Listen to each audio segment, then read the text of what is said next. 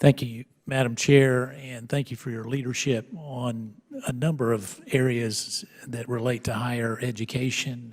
It's certainly not only this hearing, but it's been recognized time and time again, your commitment to students, and as you so accurately put it, our constituents. So I thank you for your leadership.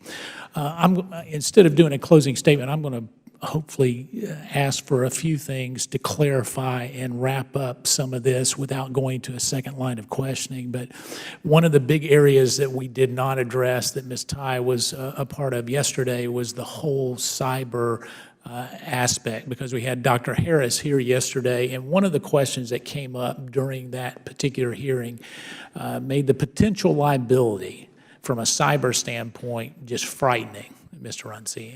And when we asked Dr. Harris about some of the dashboard things that is on the ISA-Conley bill, or as Mr. Conley would put it, the Conley-ISA bill, it's as we look at that particular issue, Dr. Harris couldn't answer one thing, and he said that he didn't know that we would have to ask FSA. And so you're here today, so I'm going to ask you very quickly, can you explain to these committees why there is no PIV cards to protect, from an encryption standpoint, to protect the some 139 million Social Security, unique Social Security numbers that are there?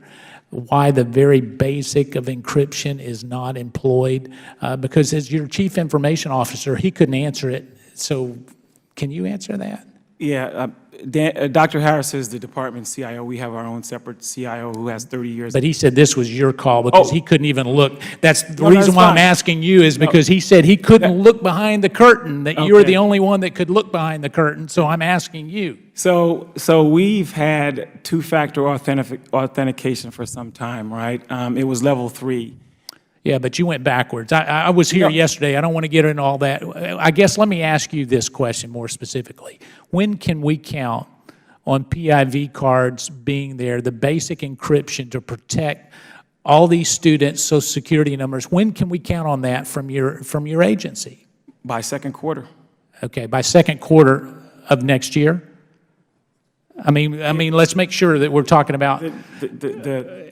Second quarter 10 years from now is a tough time. Our target is the end of December, but there may be some constraints that move us into the next quarter. So that's why I meant that quarter. All right. January through March. So in 2 quarters, you'll have it done. All right.